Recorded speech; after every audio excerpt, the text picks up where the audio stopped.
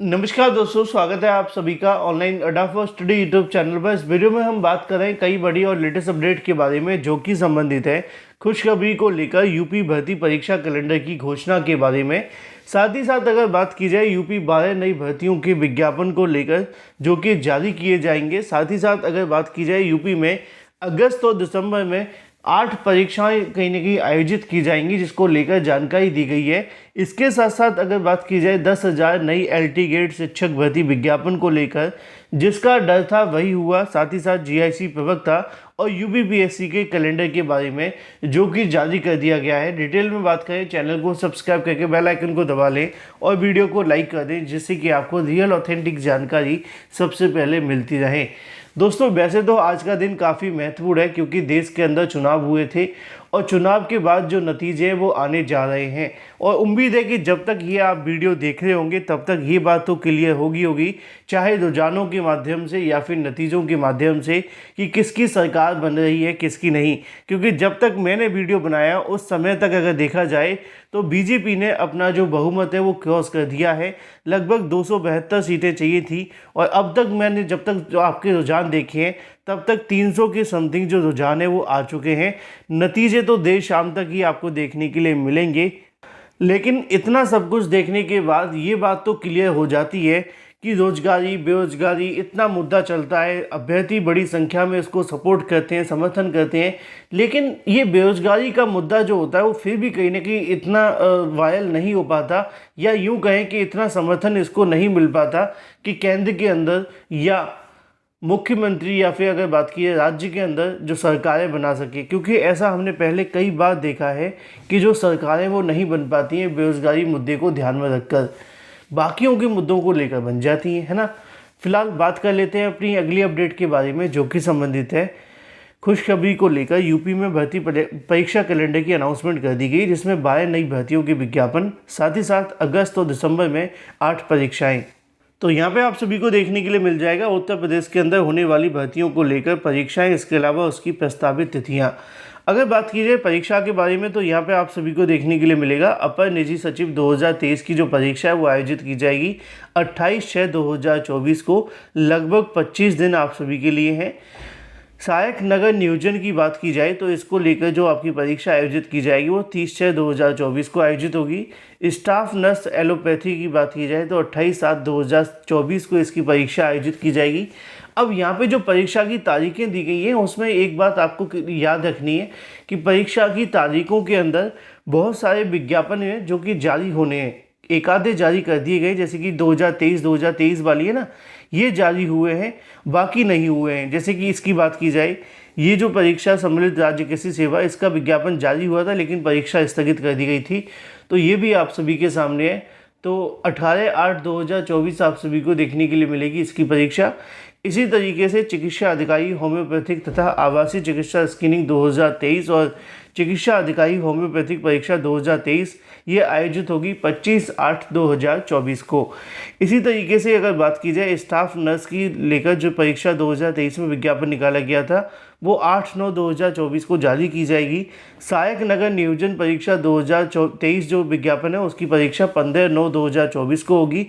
चिकित्सा अधिकारी यूनानी परीक्षा 2023 6/10/2024 को होगी। उत्तर प्रदेश प्राविधिक शिक्षा सेवा 2021 की जो परीक्षा है वो 20/10/2024 को आयोजित होगी।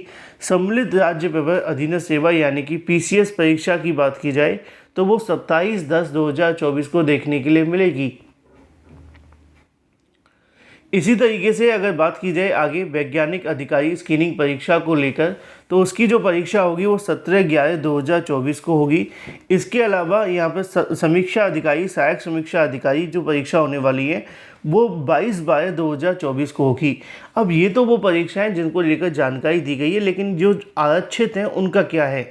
आरक्षित का मतलब ये है कि बाद में जिनके अध्याचन मिल जाते हैं या किसी भर्ती के अंदर कोई विवाद है तो उसको लेकर जो विज्ञापन है वो जारी कर दिया जाएगा। अब यहाँ पे सबसे बड़ा सवाल आपके मन में होगा कि सर उत्तर प्रदेश लोक सेवा आयोग का परीक्षा कैलेंडर आ गया लेकिन एलटी ग्रेड शिक्षक भर्ती को लेकर जानकारी नहीं मिली। तो एलटी ग्रेड शिक्षक भर्ती को लेकर क्या जानकारी है वो आप यहाँ पे देख सकते हैं। माध्यमिक शिक्षा विभाग से मांगा ऑनलाइन अध्याचन। टीचर्स के 3,611 रिक्त पदों के लिए आयोग ने वापस किया अध्याचन। ये जो अध्याचन भेजा है वो एलटी गेट शिक्षक भर्ती का ही है। उत्तर प्रदेश लोक सेवा आयोग ने प्रदेश के 2,427 राजकीय विद्यालयों में सहायक अध्यापक, एलटी गेट और प्रवक्ता के 3,500 से अधिक पदों का जो अध्याचन है वो लौटा दिया है। आयोग ने सभी रिक्त पदों की नियुक्ति के लिए ऑनलाइन अध्याचन भेजने के निर्देश दिए थे। साथ ही शैक्षिक अहर्ता समकक्ष स्पष्ट करने को लेकर कहा गया था। एलटी गेट और प्रवक्ता भर्ती शुरू होने में समय लगेगा। माध्यमिक शिक्षा विभाग की ओर से एलटी गेट के 3,341 और प्रवक्ता के 332 पदों के लिए ऑफलाइन अध्याचन 2 साल पहले भेजा गया था। अब मैं एक बात यहाँ और क्लियर कर दूँ, क्योंकि बहुत सारे अभ्यर्थी मुझसे कहेंगे कि सर पदों की संख्या इतनी कम क्यों बता रहे हैं।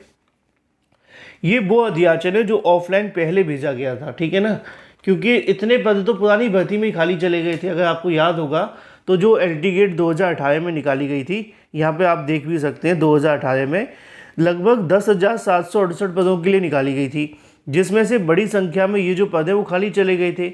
लगभग 5,000 पद तो इसी के खाली हैं, है ना। तो ये यहाँ पे सभी ऑनलाइन अध्याचन की मांग की जा रही है। जो ऑफलाइन पहले भेजे गए थे वो वापस किए गए हैं। लिखा हुआ है आयोग को भेज दिया गया था, लेकिन शैक्षिक अहर्ता समकक्षता के लिए नियमावली में संशोधन होने के कारण नियुक्ति प्रक्रिया शुरू नहीं हो पाई और सूत्रों के अनुसार नियमावली में संशोधन का प्रस्ताव शासन को भेजा जा चुका है। जल्द ही कैबिनेट से मंजूरी मिलने की उम्मीद है। इस बीच शिक्षकों के रिक्त पदों की संख्या बढ़ गई है। वर्तमान एलटी गेट और प्रवक्ता के 10,000 से अधिक जो रिक्त पद हैं वो चल रहे हैं और साल नवनिर्मित 88 राजकीय स्कूलों में पद सृजन का प्रस्ताव भी शासन में विचाराधीन है। इन पदों की मंजूरी मिलने के बाद संख्या में और ज़्यादा वृद्धि होगी।